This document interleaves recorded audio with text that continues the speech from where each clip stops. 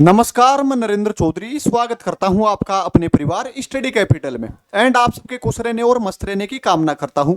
तो student CUT study capital आपके लिए लेकर आई है सीयूटी यूजी 2025 के लिए PYQ, जो आपके जैसे 2023 वाली सीरीज चल रही थी उसका आपका पार्ट 1 हमने कंप्लीट कर लिया है और आज हम स्टार्ट कर रहे हैं आपका पार्ट 2, जिसमें हमारा जो पार्ट 1 था उसमें हमने 10 क्वेश्चन डिस्कस किए थे आपके 2023 में सीयूटी यूजी बायोलॉजी डोमेन में आए हुए क्वेश्चनों को। तो आज हम स्टार्ट करने वाले हैं आपका क्वेश्चन नंबर 11। तो आप जल्दी से ज्वाइन हो जाइए और स्टार्ट करते हैं क्वेश्चन को।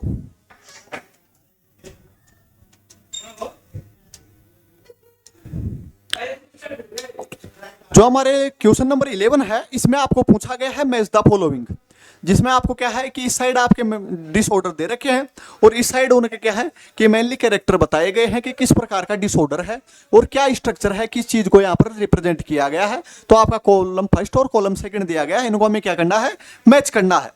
तो अब हम बात कर रहे हैं, सबसे पहले दिया गया है मेटाबॉलिक डिसऑर्डर, दूसरा दिया गया है पेडिग्री एनालिसिस, तीसरा थैलेसीमिया, चौथा आपका ट्राइसोमी किसकी, 21वें क्रोमोसोम की।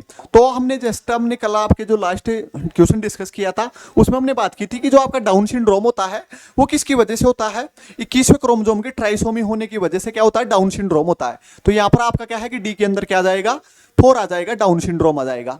फिर अगर मैं बात करूं कि जो पेडिग्री एनालिसिस वो किसके लिए करते हैं कि कोई भी आपका जेनेटिक डिसऑर्डर है वो आपके क्या है कि जो मेनली फैमिली थी उसमें वो चलता आ रहा है, जैसे कि हर जनरेशन टू जनरेशन अगर वो चलता आ रहा है वो मेनली माइग्रेट करता आ रहा है। जैसे आपके पेरेंट थे उनमें से आप में आया, आपके जो प्रोजेनी होगी उनमें जाएगा, तो उसका एनालिसिस करने के लिए हम क्या करते हैं, पेडिग्री एनालिसिस करते हैं। तो ये आपका क्या है, फैमिली ट्री है जो क्या है कि जनरेशन के अकॉर्डिंग बताता है।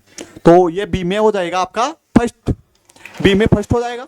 फिर हम बात कर रहे हैं आपका मेटाबॉलिक डिसऑर्डर, मेटाबॉलिक यानी कि आपकी मेटाबॉलिज्म से रिलेटेड डिसऑर्डर।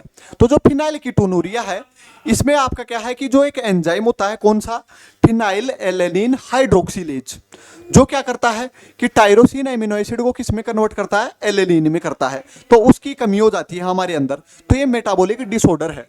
तो ये आपका जो फिनाइल कीटोनुरिया है वो मेटाबॉलिक डिसऑर्डर में आ जाएगा। तो ए में आपका क्या आएगा, थर्ड। फिर हम बात करते हैं कि जो थैलेसीमिया है, थैलेसीमिया भी क्या है, एक डिसऑर्डर है, जेनेटिक डिसऑर्डर है, जिसमें क्या होता है कि आपका हीमोग्लोबिन है वो आपका अमाउंट कम अमाउंट में बनता है।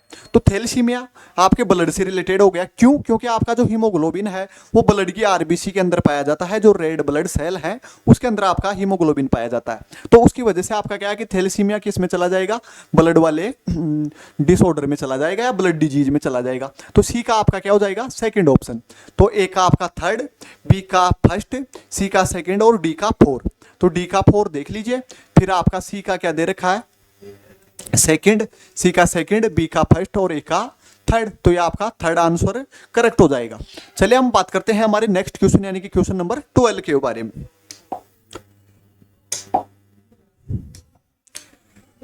क्वेश्चन नंबर 12 में बोला गया है कि जो डिफरेंट अलग अलग स्टेटमेंट दिए गए हैं इसमें से हमें क्या पूछा गया है, मेनली जो आपका आरएनए होता है उसके रिगार्डिंग कौन सा स्टेटमेंट ट्रू है।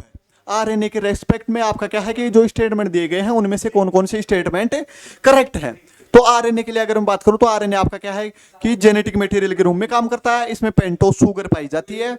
और उसके बाद में अगर हम बात करूं तो ये कैटेलिटिक यानी कि एक तरीके से एंजाइम के रूप में भी काम करता है। कौन सा, जैसे यूकेरियोट्स के अंदर अगर हम बात करूं तो जो 23 एसआर आरएनए है ये आपका क्या करता है, एंजाइम के रूप में काम करता है, कैटेलिटिक कैरेक्टर शो करता है।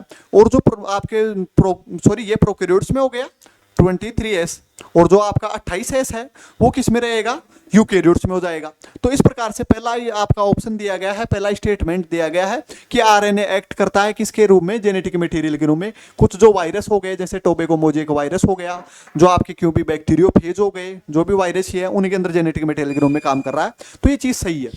फिर आपका बी में बोला गया है कि आरएनए फंक्शन करता है किसके रूप में, अडेप्टर मोलिक्यूल के रूप में, किसी चीज को अडेप्ट कराता है। जब हम ट्रांसलेशन करते हैं तो उसमें आपका आरएनए क्या है कि अडेप्टर के रूप में काम करता है। फिर बोला गया है सी वाले में, तो बी भी आपका सही हो गया, ए भी सही हो गया। सी में बोला गया है कि आरएनए के अंदर आपकी हेक्सो शुगर पाई जाती है, ये चीज गलत हो गई, क्योंकि हमने जो आपकी पेंटो शुगर जिसमें C5H10O5 ये आपका क्या है कि आरएनए के अंदर जो पेंटोस शुगर पाई जाती थी उसका फॉर्मूला पढ़े थे जब मोलिकुलर बायोलॉजी पढ़े थे उस टाइम में। तो ये आपका सी वाला स्टेटमेंट गलत हो गया। फिर डी में बोला गया कि आरएनए एक्ट एज किसके रूप में, कैटेलिस्ट के रूप में काम करता है कुछ केसेज में, जैसे हमने 23S और 28S के बारे में बात कर ली। तो आपका स्टेटमेंट ए सही है, स्टेटमेंट बी सही है और स्टेटमेंट डी सही है। ये तीनों स्टेटमेंट सही हैं और सी वाला स्टेटमेंट गलत है। तो उसके बेसिस पर हमें पूछा क्या है, ट्रू पूछा है या सही स्टेटमेंट पूछा है। तो आपका ए, बी और डी ये कौन से हैं स्टेटमेंट सही है। तो ए, बी एंड डी ये आपका सेकंड ऑप्शन करेक्ट हो जाएगा। क्वेश्चन नंबर 13 पे आगे बढ़ते हैं हम। चलिए बात करते हैं आगे। इसमें आपको क्या है, मैच द फॉलोइंग पूछा है फिर से। इसमें आपको क्या कराया है, मैच करवा रहा है क्वेश्चंस को, जिसमें आपको कॉलम फर्स्ट दे रखा है और कॉलम सेकंड दे रखा है। अब यहाँ पर आपके डिफरेंट बताए गए, राइबोसोम क्या काम करता है, स्टोन क्या होते हैं, डीएनए पॉलीमरेज क्या काम कर रहा है और आरएनए पॉलीमरेज क्या काम कर रहा है। तो अगर सबसे पहले तो जो राइबोसोम थे वो किस काम में आते हैं ये आपको पता है कि जैसे कि अगर बात करें तो जो राइबोसोम है वो ट्रांसलेशन के अंदर काम में आते हैं। राइबोसोम किस में काम आ रहे हैं, जो आरएनए है राइबोसोम है उसमें आपकी प्रोटीन के थ्रू प्रोटीन का फॉर्मेशन हो रहा है, तो राइबोसोम के थ्रू। तो ये तो आपका किस में आ गए, ट्रांसलेशन में। तो ए में तो क्या हो जाएगा, थर्ड, ए में थर्ड हो जाएगा आपका। यहां पर हम लिख लेते हैं ए के अंदर थर्ड। फिर आपके जो स्टोन है, स्टोन किस में काम आते हैं, डीएनए की पैकेजिंग में काम आते हैं। और स्टोन के चारों तरफ डीएनए रैप्ट होकर लिपट कर क्या बनाता है, न्यूक्लियोसोम बनाता है। तो यह आपका क्या हो गया, बी के अंदर हो जाएगा आपका 4। फिर हम बात करते हैं डीएनए पॉलीमरेज। पॉलीमरेज यानी कि किसी चीज का पॉलीमराइजेशन करना, एक आपकी कोई भी सिंगल कॉपी है उसको और ज्यादा एम्पलीफायर करना, वो काम होता है पॉलीमराइजेशन का। तो डीएनए पॉलीमरेज किस में काम आ रहा है, रेप्लिकेशन में। रेप्लिकेशन में होता क्या है कि एक डीएनए स्ट्रैंड के ऊपर नई डीएनए स्ट्रैंड बन रही है। तो आपके डीएनए पॉलीमरेज किस में काम में आते हैं, मेनली आपके सी के अंदर हो जाएगा फर्स्ट। तो सी के अंदर फर्स्ट। डी आपका आरएनए पॉलीमरेज, तो यानी कि आरएनए का क्या होना, फॉर्मेशन होना, आरएनए का पॉलीमराइजेशन करना। ये किस में होता है, ये होता है ट्रांसक्रिप्शन के अंदर। तो यहां पर आपका आ जाएगा ट्रांसक्रिप्शन, यानी कि डी में हो जाएगा सेकंड। तो ए में थर्ड, बी में 4, सी में फर्स्ट और डी में सेकंड। डी में सेकंड, सी में फर्स्ट, बी में 4 और ए में थर्ड। फोर्थ आंसर हो जाएगा आपका इसके अकॉर्डिंग। तो चलिए हम बात करते हैं क्वेश्चन नंबर 14 के बारे में। क्वेश्चन नंबर 14 देखिए।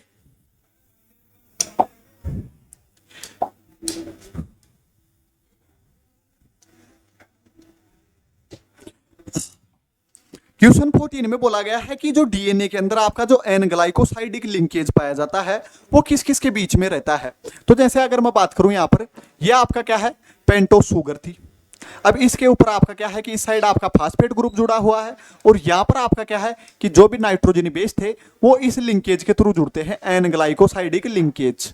यह आपकी क्या पाई जाती है, एन ग्लाइकोसाइडिक लिंकेज पाई जाती है। तो ये किस किस के बीच में पाई जाती है, इसी चीज को पूछा है। तो यहां पर तो आपके क्या है कि जैसे एडेनिन दे दिया, गुआनिन भी हो सकता है, साइटोसिन भी हो सकता है, थाइमिन भी हो सकता है, और आरएनए के अगर केस की बात करें हम तो उसमें यूरेसिल भी हो सकता है। तो यहां पर आपका क्या हो जाएगा, यहां पर आपका ये जो नाइट्रोजन बेस हो गया और ये आपकी क्या है, पेंटोस शुगर। ये हम जब नॉर्मल आपकी स्ट्रक्चर पढ़ाए थे, जो मोलिकुलर बायोलॉजी में बात किए थे, तब अच्छे से बताए थे आपको। तो ये आपका क्या है कि एन ग्लाइकोसाइडिक लिंकेज किसके बीच में पाया जा रहा है, नाइट्रोजनी बेस और आपकी पेंटोस शुगर के बीच में पाया जा रहा है। अब इसमें हमें बात करते हैं कि क्या क्या ऑप्शन में दिए गए हैं। पहला दिया गया है कि पेंटोस शुगर और फास्फेट ग्रुप, इसके बीच में तो आपका क्या है कि फास्फो एस्टर बॉन्ड पाया जाता है। ये क्योंकि फास्फेट को जोड़ रहा है तो यहाँ पर आपकी फास्फो एस्टर लिंकेज पाई जाती है। फिर दूसरा बोला गया है कि नाइट्रोजनी बेस और पेंटोस शुगर, ये चीज बिल्कुल सही है कि नाइट्रोजनी बेस के बीच में और पेंटोस शुगर के बीच में आपका क्या पाया जाता है, एन ग्लाइकोसाइडिक बॉन्ड पाया जाता है। तो ये आपका करेक्ट हो गया। फिर अब तीसरा ऑप्शन भी देख लेते हैं। तीसरा बोला गया है कि दो नाइट्रोजनी बेस के बीच में, जैसे कि अगर मैं बात करूं एक एडेनिन हो गया, दूसरा आपका थाइमिन हो गया, तो इनके बीच में क्या पाया जाता है, जो भी नाइट्रोजनी बेस होते हैं उसके बीच में हमेशा हाइड्रोजन बॉन्ड पाया जाता है। तो जो यहाँ पर आपका क्या रहेगा, एच बॉन्ड रहेगा। तो एडेनिन और थाइमिन के बीच में 2 हाइड्रोजन बॉन्ड पाए जाते हैं, और जो आपका गुआनिन है और जो साइटोसिन है इसके बीच में आपके 3 हाइड्रोजन बॉन्ड पाए जाते हैं। तो यहाँ पर आपका हाइड्रोजन बॉन्ड पाए जाएंगे किसमें, नाइट्रोजन बेस में। फिर बोला गया है कि 2 जो पेंटोस शुगर है उसको जोड़ने का काम कौन करेगा, वहां पर काम करेगा आपका फास्फोडाइएस्टर बॉन्ड। तो यहाँ पर आपका क्या है कि एन ग्लाइकोसाइडिक बॉन्ड का ये भी काम नहीं है। तो इसके अकॉर्डिंग हमारा राइट आंसर क्या होगा, सेकंड ऑप्शन, कि एन ग्लाइकोसाइडिक बॉन्ड किसके बीच में पाया जा रहा है, नाइट्रोजनी बेस और पेंटोस शुगर के बीच में पाया जा रहा है। ठीक है, चलिए बात करते हैं हम क्वेश्चन नंबर 15 के बारे में, 15 के बारे में। 15 में आपको क्या पूछा है? 15 आपका क्वेश्चन है इवोल्यूशन से। इवोल्यूशन से आपका क्वेश्चन है। इसमें पूछा गया है कि आइडेंटिफाई हमें करना है कौन से फैक्टर को जो जिसके द्वारा आपका जो हार्डी बीनबर्ग का लॉ था वो अफेक्ट नहीं होता, उसके बारे में पूछा गया है। तो हार्डी बीनबर्ग का लॉ क्या था? ये बताता है कि किसी भी पॉपुलेशन की जो जीन की फ्रीक्वेंसी है, जीन की जो आवृत्ति है, वो इक्वल रहती है, इक्विलिब्रियम में रहती है, जिसमें उन्होंने अपना क्या है कि स्टेटमेंट दिया था कि P + Q = 1, ये आपके इक्विलिब्रियम में रहता है। अब इसको अफेक्ट करने वाले कारक क्या क्या है, फैक्टर क्या क्या है, उनके बारे में देख लीजिए। जो आपको अफेक्ट करते हैं इस लॉ को, हार्डी बीनबर्ग को, उनको आप अलग रख लीजिए। उसके अलावा जो भी आपको ऑप्शन में दे वो आपका अफेक्ट नहीं करेगा।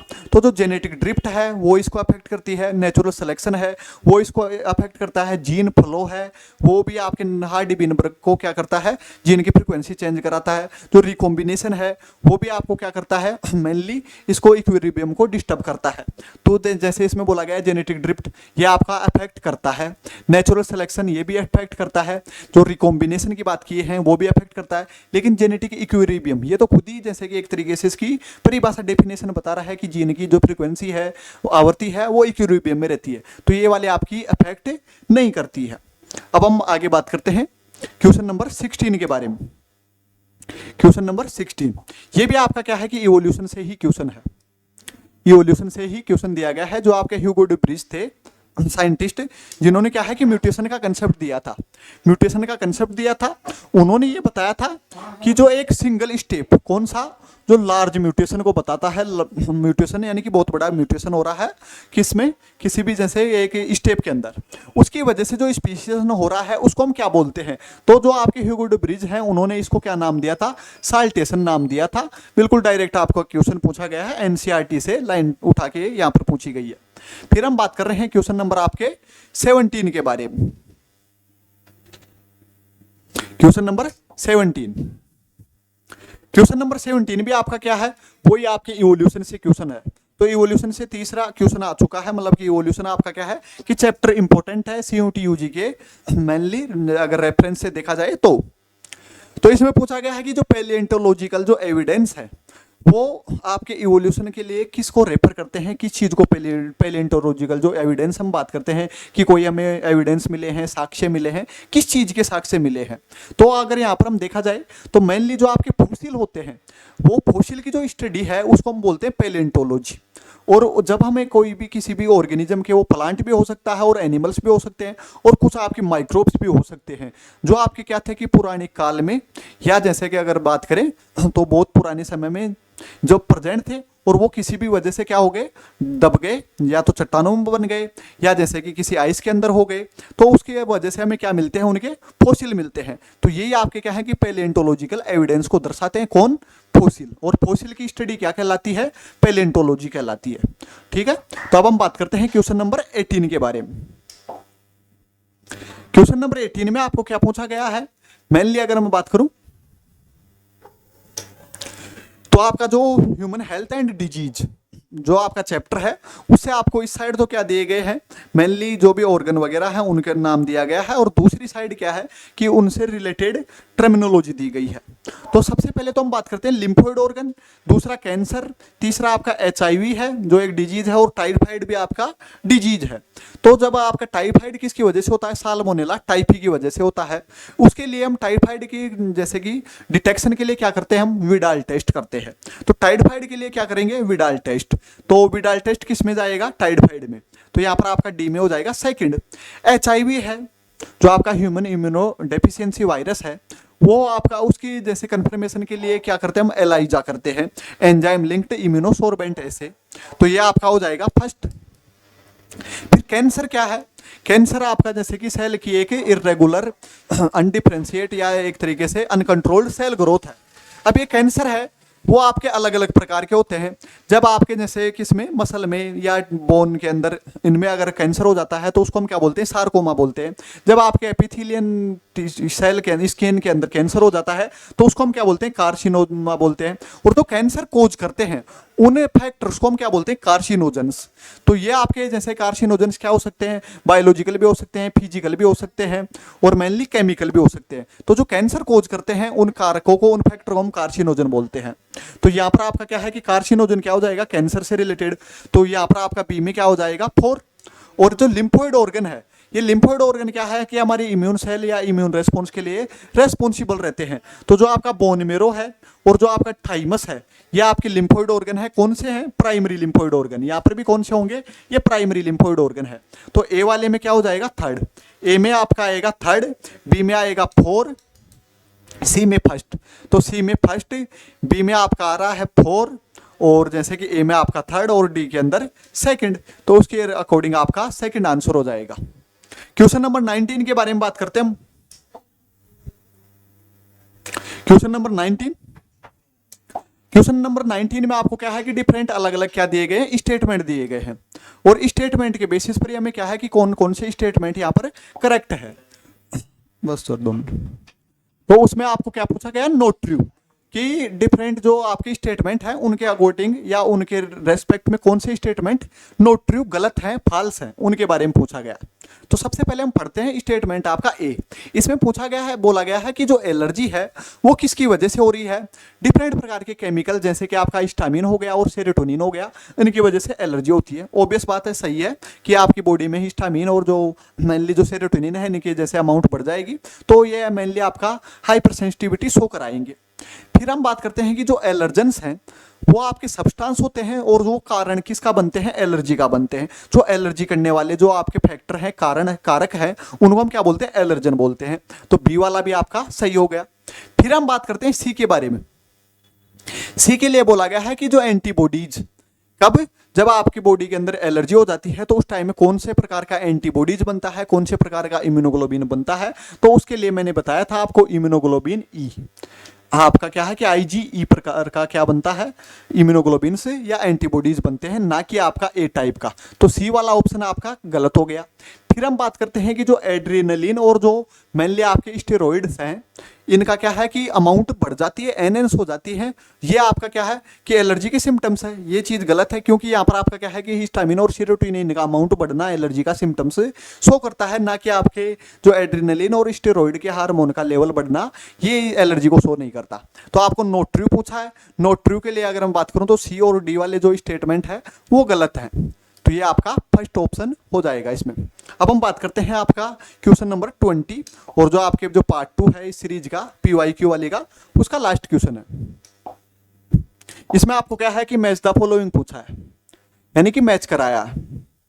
इस साइड आपको क्या है कि डिफरेंट मेनली ऑर्गेनिज्म एजेंट दिए गए हैं और उन एजेंट से होने वाले डिजीज दिए गए हैं। जैसे हमने अभी जस्ट बात किया था कि जो टाइफाइड है वो किसकी वजह से होता है, साल्मोनेला टाइफीमोरियम की वजह से होता है। तो ये आपका ए में क्या आ जाएगा, फर्स्ट। फिर अगर मैं बात करूं जो स्ट्रेप्टोकोकस न्यूमोनी है उसकी वजह से क्या होता है, निमोनिया होता है। जो अभी हमने आपके जो फ्रेडरिक ग्रिफिथ का एक्सपेरिमेंट पढ़े थे उसमें भी हम चूहे के अंदर क्या कर रहे थे, निमोनिया हो रहा था। तो वो किसकी वजह से हो रहा था, स्ट्रेप्टोकोकस न्यूमोनी की वजह से। तो बी के अंदर क्या हो जाएगा, सेकंड। फिर आपका क्या है कि जो राइनोवायरस है या जो राइनोवायरस है उनकी वजह से हमें क्या होता है, जुकाम होती है, जिसको हम क्या बोलते हैं, कॉमन कोल्ड बोलते हैं। तो राइनोवायरस से क्या हो रहा है, कॉमन कोल्ड हो रहा है। तो सी में हो जाएगा आपका थर्ड।